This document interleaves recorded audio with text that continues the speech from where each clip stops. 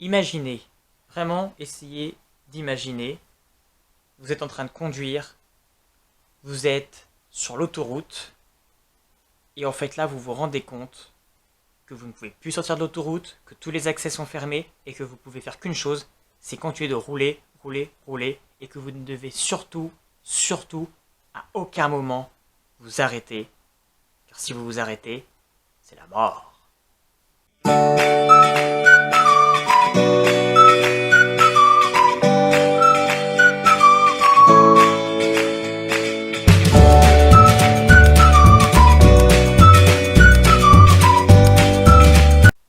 Bonjour à tous et bienvenue dans cette nouvelle vidéo aujourd'hui livresque, où je vais vous parler en fait d'un livre que j'ai lu il y a pas mal de mois en fait, et je me suis rendu compte que je n'en ai pas parlé sur ma chaîne. C'était au moment où en fait j'ai arrêté de faire des vidéos avant de changer le nom de ma chaîne, etc. Donc c'était dans ces moments-là que j'ai fait cette lecture. Et je n'en ai pas parlé, donc je vais tout de suite rectifier le tir avec cette vidéo. C'était un roman qui m'inspirait beaucoup parce que c'est sorti dans la collection que j'adore la collection épique des éditions Rouergue. Je n'ai quasiment jamais été déçu en fait des romans de cette collection, donc c'est vrai que dès qu'il y a une nouveauté chez eux, j'aime bien la lire parce que c'est toujours assez original. Et là pour le coup c'est un roman extrêmement original, je n'ai jamais vu ça ailleurs. Je veux bien sûr parler de Sortie 32B de Antonio da Silva, donc aux éditions Rouergue dans leur collection épique. Et vraiment, ce roman, je ne savais pas à quoi m'attendre. Je vais tout de suite vous parler en fait du résumé de l'histoire pour que vous compreniez pourquoi en fait j'étais vraiment interpellé et que je ne savais vraiment pas à quoi m'attendre avec ce roman, et vraiment pour le coup le jeu de mots, vers quelle direction en fait allait ce roman. En fait, on suit d'abord un jeune garçon, Karl, qui est avec ses frères dans une voiture. Ils roulent sur l'autoroute.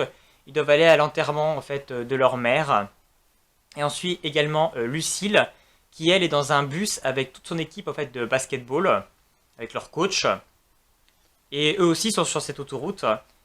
Et il va se passer un truc complètement étrange sur cette autoroute. En fait, ils vont se rendre compte que toutes les sorties de l'autoroute sont bloquées par la police, qui ne peuvent plus sortir d'autoroute. Donc, ils vont continuer à filer sur l'autoroute.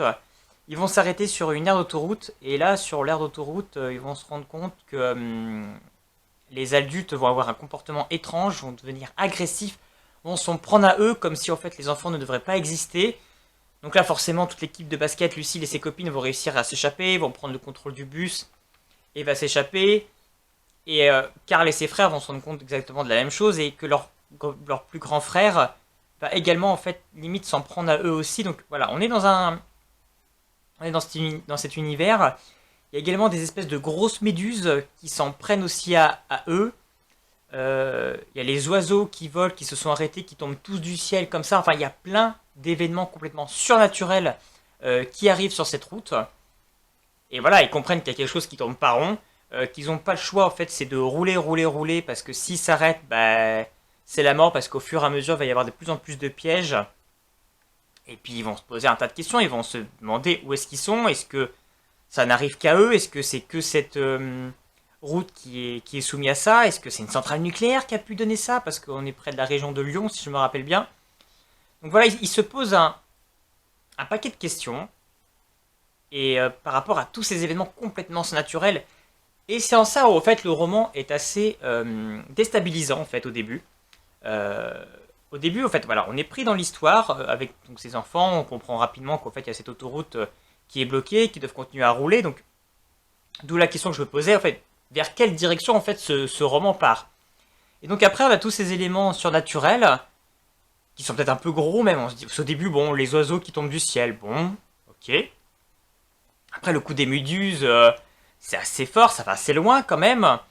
Le coup des parents qui s'en prennent, bon ça on a déjà vu un petit peu dans pas mal de bouquins, où en fait c'est un peu cette confrontation entre les enfants, l'adulte, il y a une différence entre les parents et les adultes. On avait déjà ça dans Gone de Michael Cont, où en fait tous les adultes avaient disparu. Il restait que les enfants qui étaient prisonniers dans ce dôme. Donc cette thématique un petit peu adulte contre enfant, on peut la retrouver dans beaucoup de romans jeunesse. Mais là, on avait vraiment beaucoup d'éléments surnaturels, donc c'était vraiment extrêmement prenant. Il y a également une voiture, en fait, avec des agents municipaux qui sont censés, en fait, entretenir l'autoroute, qui apparaît à plusieurs moments dans le récit, donc on comprend qu'ils doivent avoir un rôle. Donc ça fait poser beaucoup de questions. Et au fur et à mesure du récit qu'on avance, on a les clés, on commence à comprendre. Et quand en fait vers la fin on a la révélation finale, où on voit concrètement en fait le roman où il a voulu aller, bah, c'est juste incroyable, tout devient cohérent, tout devient logique. Donc là où en fait le roman pouvait pêcher au début à se dire ben il est pas logique ce roman, ça va trop loin, c'est du grand n'importe quoi, là ça va vraiment loin. Ben en fait non, avec la révélation finale, Antonio da Silva en fait nous fait une histoire complètement cohérente et limite réaliste. Enfin, c'est vraiment incroyable. Vraiment, je vous conseille de le lire parce que de A à Z, c'est super prenant en fait. On est vraiment pris dans cette histoire, on est avec ces jeunes, on se demande pourquoi ils sont prisonniers, qu'est-ce qui se passe, où est-ce qu'ils sont. Et la révélation finale est complètement transcendante et rend le tout absolument crédible. Donc moi j'ai passé un excellent moment de lecture avec Sortie 32B d'Antonio da Silva. Encore une fois les éditions Rouergue avec leur édition épique, c'est comme ça, c'est génial, c'est surprenant, c'est original et c'est du jamais vu. Enfin moi une histoire comme ça, concrètement, j'ai jamais vu, ça c'est sûr. Petit bémol, bon je vais pas spoiler le roman, mais la fin, je suis resté un peu sur ma fin, quoi. Il y a la révélation, bon, qui est génial. Et après la fin, limite, ben, j'aimerais peut-être une suite ou voilà, j'ai pas eu l'impression en fait d'avoir eu la compréhension sur tout. Donc j'ai fini sur une note un petit peu, ah, je sais pas, c'était un peu, ouais, enfin limite ouais, il faut une suite quoi. Ça me laissait un peu sur ma fin d'avoir vraiment toutes les réponses sur le devenir des uns et des autres. Voilà, je vais pas en dire plus. Vraiment, ce roman est très accrocheur. On est vraiment pris dans l'histoire, c'est vraiment atypique. C'est original, une histoire qui se passe comme ça sur une autoroute, où on doit rouler en continu, avec beaucoup de fantastique, beaucoup de surnaturel. Voilà, c'est prenant, c'est génial, quoi.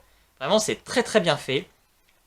Tout est possible également dans ce roman, tout est possible. On est dans du young adulte, mais tout est possible. Voilà, et c'est pas le monde est pas rose dans ce roman, non ça c'est sûr.